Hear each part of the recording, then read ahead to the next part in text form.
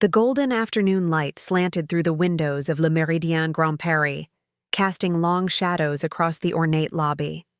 I stood frozen, my Louis Vuitton weekender clutched in white-knuckled hands as I spotted them through the glass doors of the hotel bar.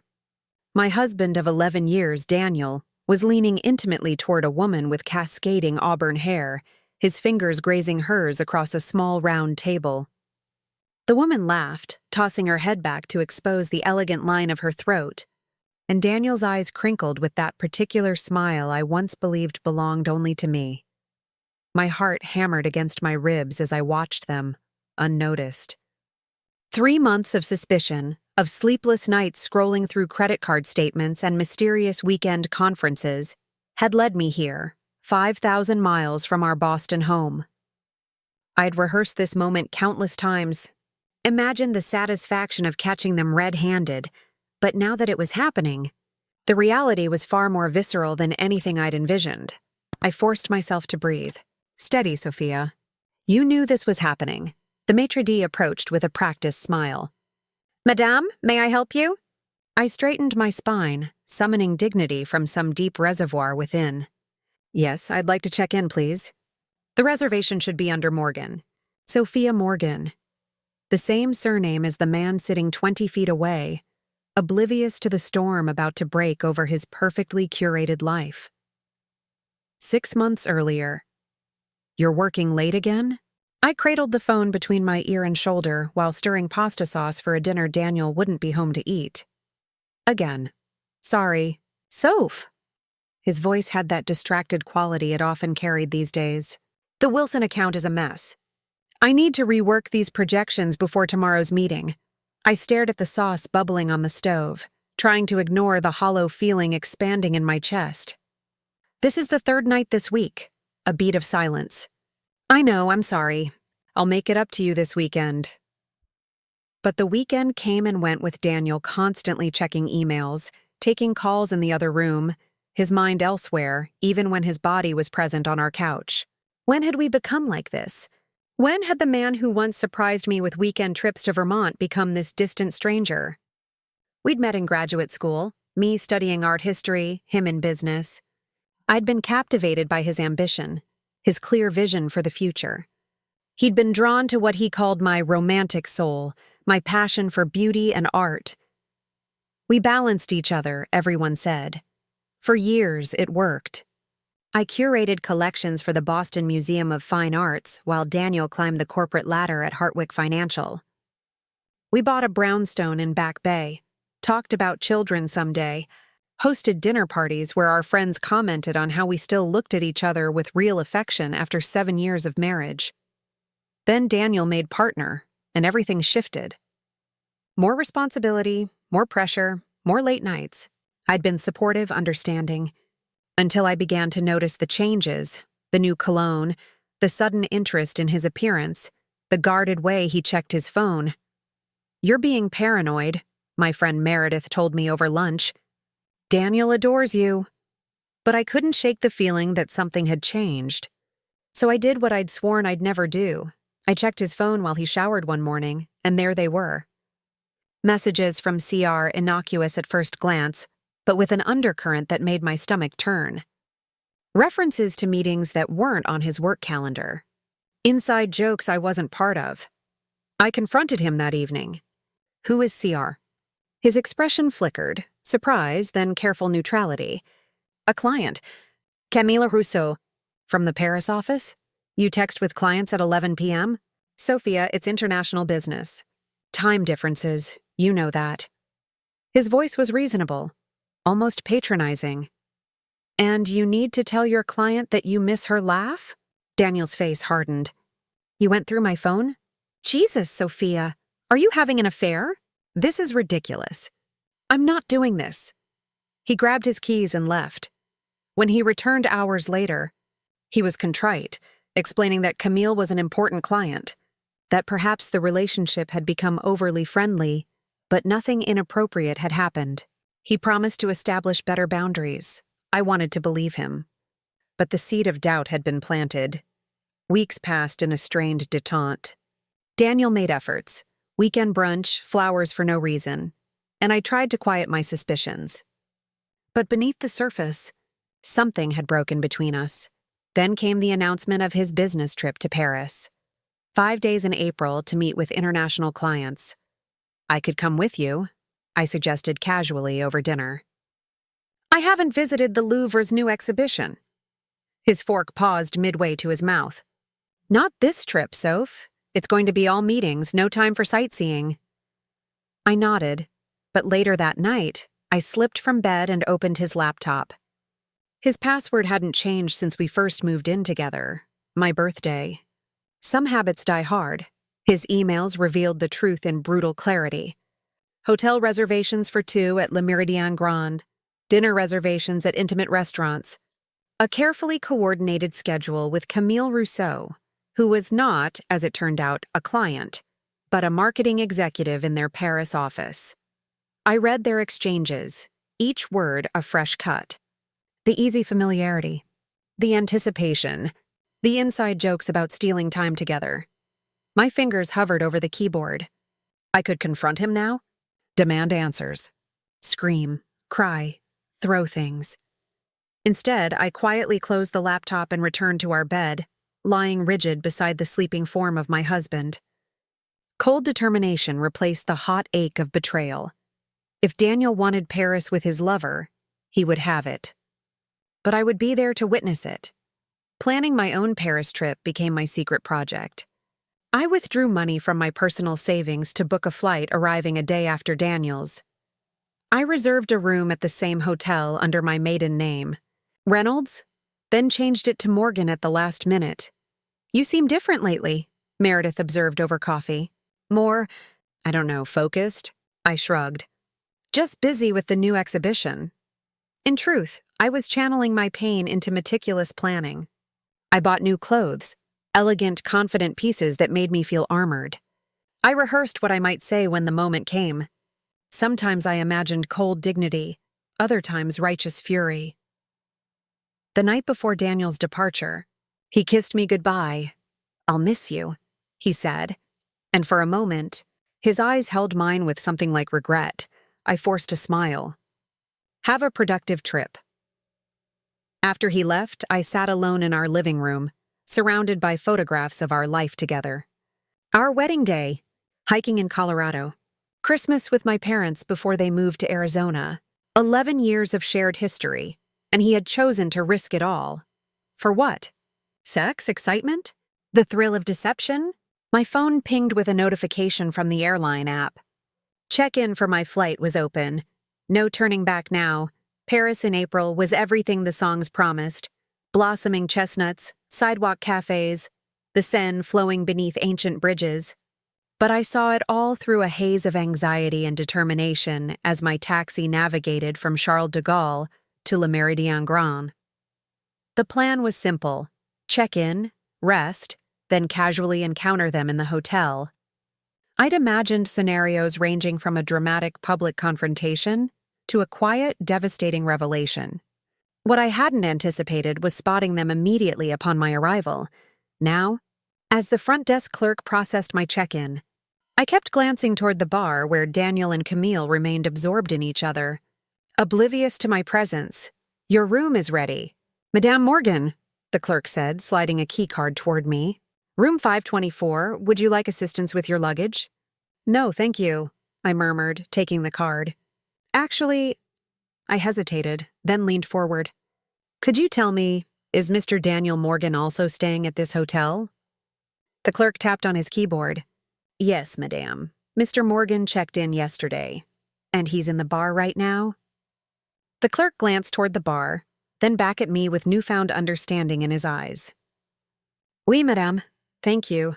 I smiled, gathering my dignity around me like a cloak. "One more thing. Please don't mention that I've checked in if he happens to ask." A slight nod. "Of course, madame." I wheeled my suitcase toward the elevators, heart pounding. From this vantage point, I could see Daniel more clearly. He looked relaxed, happier than I'd seen him in months. The woman, Camille, was striking up close, with intelligent eyes and an animated way of speaking. I could see why he'd been drawn to her. The elevator doors opened, and I stepped inside, riding up to the 5th floor in a daze. My room was elegant, with a small balcony overlooking a Parisian street. Under different circumstances, I would have appreciated its charm. Now I mechanically unpacked my things, showered, and changed into a black dress I'd brought specifically for this moment. Simple, elegant, a silent statement of self-respect. Then I sat on the edge of the bed, staring at my reflection in the mirror across the room. What exactly was I hoping to accomplish? To shame him? To win him back? To simply confirm what I already knew? I realized with sudden clarity that I didn't know. I'd been so focused on getting here, on catching them, that I hadn't thought beyond that moment. My phone buzzed with a text from Meredith. Landed safely? How's the City of Light? I typed back, just arrived. It's beautiful and terrible all at once. She responded immediately. Whatever happens, remember who you are. You're strong enough for this. I took a deep breath, applied a fresh coat of lipstick, and stepped into the hallway. I found them at dinner in the hotel's acclaimed restaurant, sharing a bottle of wine at a corner table. The maitre d' seated me across the room at my request.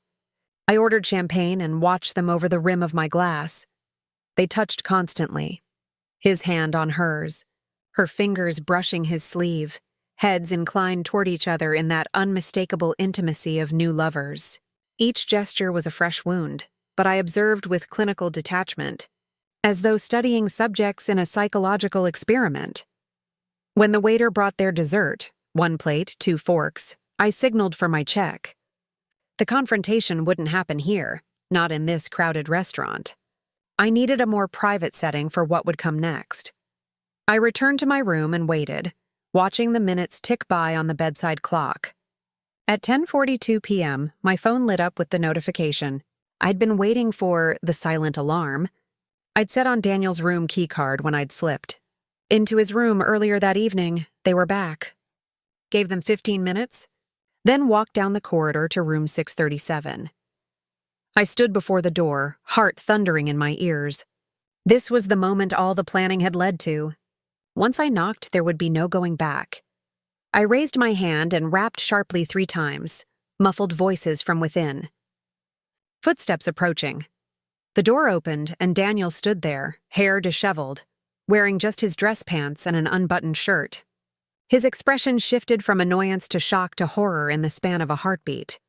Sophia? His voice was barely a whisper. Hello, Daniel. I was amazed at how steady I sounded. Aren't you going to invite me in? His mouth opened and closed, but no words emerged. Who is it, Sherry? Camille's voice floated from inside the room, followed by her appearance behind Daniel, wrapped in the hotel's plush robe. Her eyes widened when she saw me. You must be Camille, I said, stepping past Daniel into the room. I've heard absolutely nothing about you, which I suppose was the point.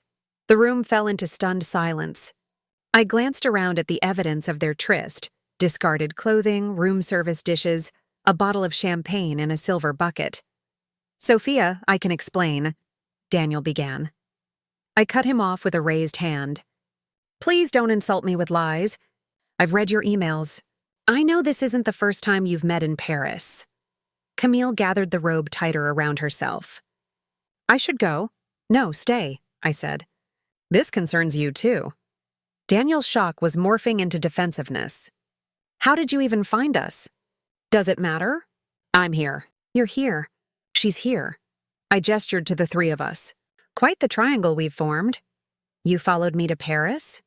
His voice rose incredulously. That's crazy, Sophia. Is it crazy to want confirmation of what I already suspected? To see with my own eyes what my husband has been lying about for months? I maintained my composure, though something was cracking inside me. What's crazy is thinking you wouldn't get caught. Camille moved toward her clothes, gathering them silently. I wasn't going to tell you like this, Daniel said, running a hand through his hair. I was going to wait until after what? After you'd had your fun? After you'd decided whether she was worth leaving me for? He flinched. It's not that simple. It is that simple, Daniel. You made vows to me. You broke them. Repeatedly. Camille spoke for the first time, her accent thick with emotion. I didn't know it was like this. He told me you were separating. A bitter laugh escaped me. Of course he did. The oldest line in the book. Daniel turned to her. Camille, don't, she cut him off, eyes flashing. You told me your marriage was over in all but paperwork, that you were just waiting for the right time. I felt a surprising flicker of solidarity with this woman who'd unknowingly become entangled in Daniel's web of lies. He told me he had a business dinner tonight, I said to her. Every night this week, actually. Camille finished dressing and grabbed her purse. I think you two have much to discuss. She paused at the door, looking back at Daniel with disappointment etched across her face. You know what's sad? I actually believed you were different. The door closed behind her with a quiet click that somehow felt more final than a slam would have. Daniel and I stood facing each other in the aftermath of her departure. 11 years of marriage distilled down to this moment in a Parisian hotel room that smelled of sex and betrayal. Why? I asked simply. He sank onto the edge of the bed, suddenly looking exhausted. I don't know, Sophia. We grew apart. You became so wrapped up in your museum work, and I... Don't you dare blame me for your choices, I interrupted, ice in my voice. If you were unhappy, you could have talked to me. We could have gone to counseling. You chose deception instead. Would you have listened? Really listened? We haven't really talked in years, Soph. We just coexist. His words struck a nerve. There was truth in them, though it didn't excuse his actions. So instead of addressing the problems in our marriage, you sought comfort with someone else, I said. How convenient for you. Daniel looked up at me, his face a mask of conflicted emotions. What do you want from me, Sophia? An apology? Yes, I'm sorry I hurt you. I never meant for this to happen. But you let it happen. Again and again. I moved to the window, staring out at the glittering Parisian night. Do you love her? A long pause. I don't know, maybe. It's different with her. Exciting. Each word was another cut, but I needed to hear them. And with me? With you, it's comfortable, safe. I turned back to face him. Comfortable. After everything we've built together, that's what our marriage has become to you. Comfortable. That's not a bad thing, Sophia. It's just not enough anymore. The truth of it hung between us, impossible to ignore. What happens now? He asked quietly. I took a deep breath. Now I check out of this hotel. I spend the next few days seeing Paris, the real Paris, not the affair fantasy version you've been living in. Then I fly home, pack my things, and move out. You're leaving? Just like that? A sad smile touched my lips. Isn't that what you wanted? Freedom to pursue your exciting new relationship without the burden of your comfortable wife? I never said I wanted to end our marriage. You didn't have to say it. You showed it. Every time you lied to me, every time you chose her. Daniel stood, moving toward me. Sophia, can we talk about this? Really talk? Maybe we can... I stepped back. It's too late for that, Daniel. You had chances to talk. You chose deception instead. So that's it? 11 years, just over?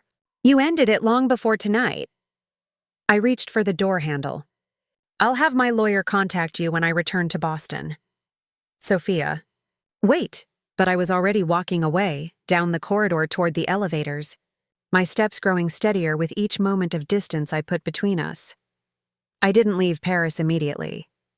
Instead, I spent 4 days walking the city, visiting museums, sitting in cafes watching the world pass by.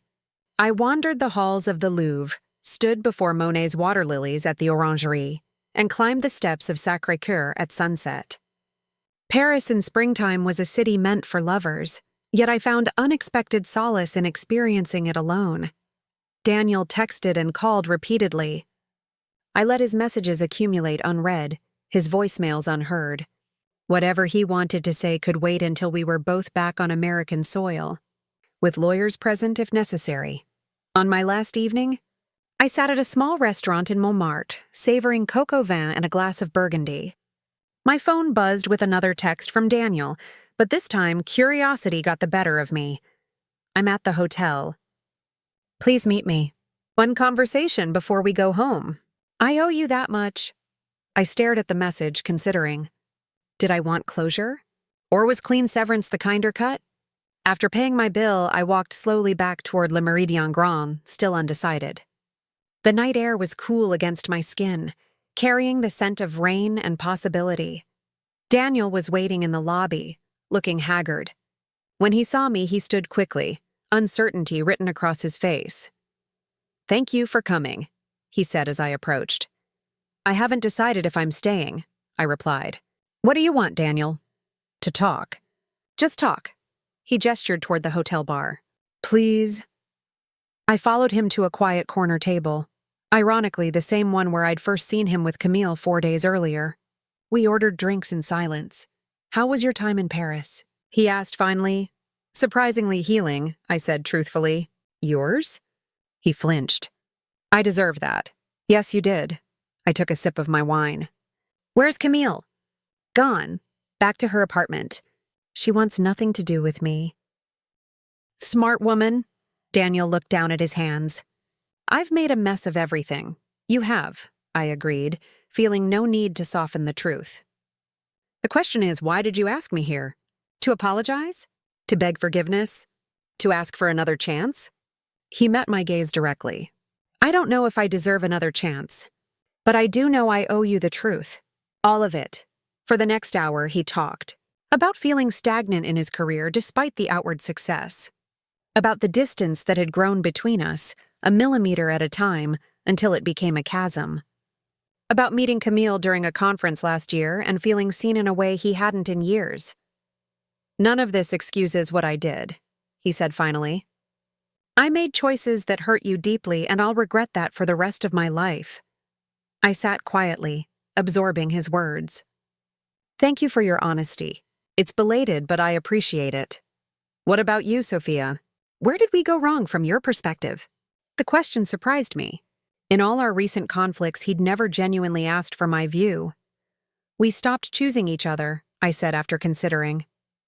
"We became roommates instead of partners. I was so focused on proving myself at the museum that I didn't notice you drifting away. But Daniel, I would have fought for us if you'd given me the chance. Would you fight for us now?" His voice was barely audible. I studied him across the table. This man I'd loved for over a decade, who now seemed simultaneously familiar and a stranger. "I don't know," I answered honestly. "What happened between us can't be undone. The trust is broken, but it could be rebuilt. Over time. It could be," I acknowledged. "The question is whether we both want to do that work, or if we're just afraid of ending a chapter that's already concluded." Daniel reached across the table, his hand stopping short of touching mine. "What if I said I want to try? That these days apart have made me realize what I'd be losing? I'd say that realization came very late and at a very high cost." "I know." He withdrew his hand. "I'm not asking for an answer tonight, just think about it, please." I stood, gathering my purse. "I'll think about it." "But Daniel?" "Whatever I decide, I won't be the same woman who followed you to Paris. That version of me is gone." His eyes held a mixture of regret and something else. Respect, perhaps. "I understand." Outside, rain had begun to fall, turning the Parisian streets glossy under the streetlights. I paused under the hotel's awning, considering calling a taxi, when Daniel appeared beside me. "Let me walk you to your hotel," he offered, opening an umbrella. I hesitated, then nodded. We walked in silence through the rain-washed streets, sharing the umbrella but maintaining a careful distance. At the entrance to my small boutique hotel, I turned to face him. "My flight leaves at noon tomorrow. Mine too. Different airline, I assume?" I nodded. "Goodbye, Daniel." He started to reach for me, then stopped himself. "Safe travels, Sophia." I watched him walk away, his figure gradually disappearing into the Parisian night. A strange sense of peace settled over me. Whatever happened next, reconciliation, divorce, some middle path we hadn't yet envisioned, the decision would be mine to make, from a place of strength rather than desperation. In the morning, I packed my suitcase with methodical care. Among my belongings was a small sketchbook I'd purchased at a shop near the Seine.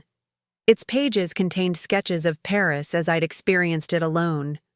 quiet corners of museums, the view from my hotel window, an elderly couple sharing a bench in the Tuileries garden. The last page held something different. A self-portrait, drawn in the mirror of my hotel room on that final morning. In it, my eyes held a clarity I hadn't seen in myself for years. Beneath the drawing, I'd written words that had come to me during those solitary days of wandering. Paris was meant to break me. Instead, it made me whole. I closed the sketchbook and placed it carefully in my carry-on. Whatever awaited me beyond Paris, I would face it with the clarity I'd found here, in this city of light and shadow, of endings and beginnings. And that wraps up today's story. Now we want to hear from you. Where are you watching from? Drop your city or country in the comments, and let's see how far these stories reach. If this story moved you or gave you chills, give it a like, share, and subscribe for more powerful stories. One last thing, rate the story from 1 to 10 in the comments. Your feedback helps us bring you even better ones next time. Thanks for watching. We appreciate you being part of this storytelling journey.